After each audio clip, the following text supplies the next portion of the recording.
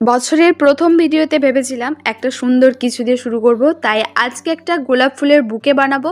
তবে যেটা দিন শেষে শুকিয়ে যাবে না। ফুলের প্রতি আলাদাই আমার একটা টান আছে বলতে পারো, আর সেটা যদি হয় লাল গোলাপ, কথাই নেই। তবে ওই যে ফুল তো আর বেশি দিন তাজা থাকে না, তাই সাজিয়ে রাখাও যায় না।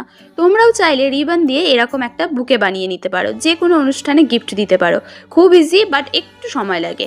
এটা করার জন্য আমাদের যে যে জিনিসগুলো লাগবে সেটা হলো রিবন, বা তার বদলে যে কোনো কাঠে নিতে পারো। আর লাগবে একটা স্ট্রং আঠা, ব্ল্যাক পেপার আর একটু অভ্র। আমি প্রত্যেকটা গোলাপে মোট 15টা করে পাপড়ি বানিয়েছিলাম। এর থেকে বেশি বানাতে পারো, বাট কম বানালে দেখতে খারাপ লাগে। আর 6টা ফুল বানিয়েছি, তোমরা চাইলে অনেক বানাতে পারো। বাই দ্য ওয়ে, আমার এখানে ওই পাপড়ি করার ভিডিওটা কোনোভাবে ডিলিট হয়ে গেছে। ওটা কিন্তু খুবই ইজি। জাস্ট দুটো কোণ ডবলভাবে মুড়ে দিতে হবে, তারপর একটা পাপড়ির সাথে আরেকটা পাপড়ি আটকে কাঠিটা মাঝখানে দিয়ে পুরোটা মুড়ে নিলেই একটা গোলাপ ফুল হয়ে যাবে।